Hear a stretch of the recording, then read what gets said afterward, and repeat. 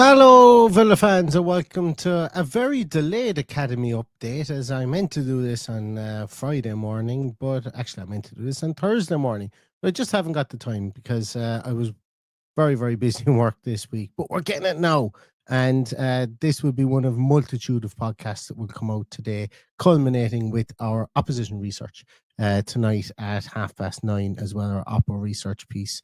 So if you haven't caught that before, do catch that because that's where I watch Wolves podcasts and comment on what they say.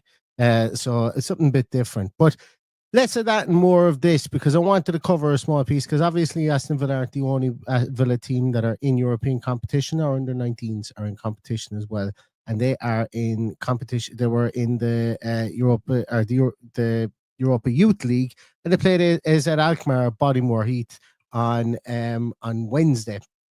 And they played out a trailing 2-2 draw. It was a really good game of football. And that was the first leg of the UEFA Youth League third round clash. And the tie is finally poised, I suppose, ahead of the second leg in Alkmaar on Tuesday, December the 9th. Jimmy Shan's men, they twice took the lead through Rory Wilson and Bradley Burrows. But as Ed responded each time, and they had goals from Tycho de Witt and Hessel de Witt too. Brothers, I don't know, are they twins, but they're definitely brothers. Anyway, that scored in that game as well, and they snatched that late equaliser in the 87th minute. And to be honest with you, both of the goals that Villa conceded were kind of self-inflicted. But Shan made a couple of changes, made 4 changes in total to the side that defeated Scandabrough in the previous round. He brought in Bradley Burrows into the right-hand side, playing as a right-sided wing back. Callum Moreland came in as a left fullback, a left wing back as well. Caden Young and Ben Brodja started an attack alongside Jamadine Jimaloba and Roy Wilson as well. But the match began cautiously. As I'd enjoyed a good bit of possession, created early chances. Kovacs, who is a really nice player. I was going to say a little, but he's big lump of a man. Nice player for as Ed. He'd scored 4 goals in the last round against Lincoln Red Imps. He fired over from distance early on, whereas Budko as well tested the Villa goalkeeper Owen Asamoah as well with a stinging drive. But it was Villa who broke the deadlock in the 20th minute. Captain Aidan Borland, who was superb throughout, to be honest with you. He's a really nice player. He kept the attack alive. He won that ball back, finding Jimo Aloba, whose shot was saved by Homan in the goal, allowing Wilson to turn it home from close range. That's his 5th goal in this competition as well. But as Ed leveled 7 minutes later, Kovacs capitalised on a loose back pass, a really loose back pass from Moreland, I think it was. Went to pass it back to the centre half, completely overhit it. The goalkeeper came to try and rescue the situation.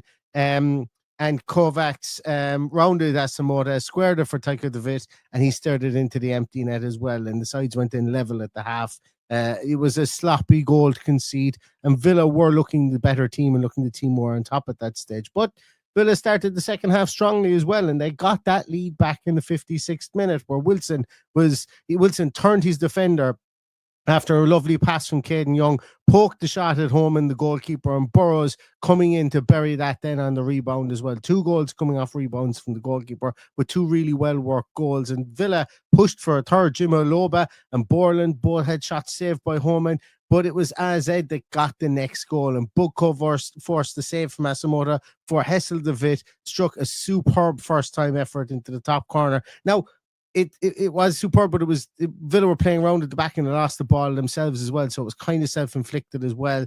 And you know, it was something that Villa could have done without, because they were weathering the storm. They were also creating stuff at the top, but it was very late in the game when they conceded that goal as well. But despite Villa's late push, they went into 4 minutes of added time, I think it was. There was no minute winner came from that game. And it does set up a decisive return leg in the Netherlands as Villa aim to reach the knockout stages for the second consecutive season. Post-match, Jimmy Shan expressed mixed emotions.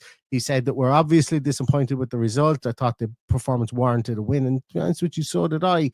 And he lamented gifting 2 goals, taking responsibility for the second due to the game management that he tried to instill in his team as well, while he also praised Azed's individual patterns as well. He highlighted Villa's technical and tactical adaptability.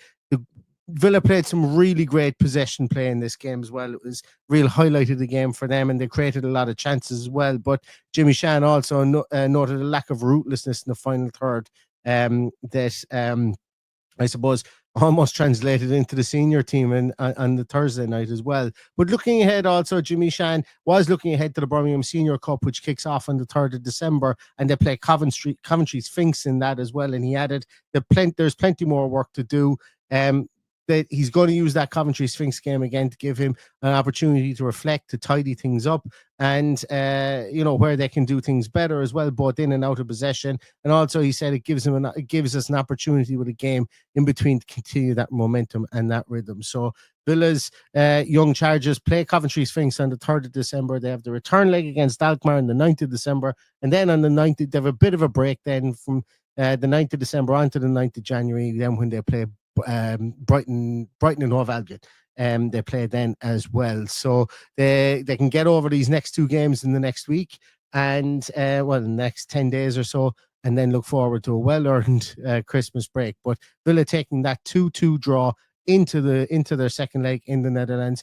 And we will be back and we will give you a match report on that, and probably maybe even a match preview as well. We'll see how we're feeling as well. So that is the Academy Roundup specifically to do with Aston Villa's draw with 2-2 with AZ ALKMAR. Hope you enjoyed it. And if you have Villa TV, you can watch the return leg on that. It's a really interesting watch. You can watch the previous game as well and tell me what you think of it as well. So that's going to do for today's Academy update.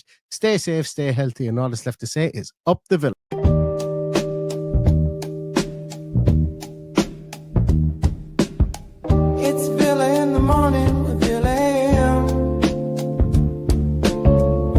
Villa in the morning with Villa.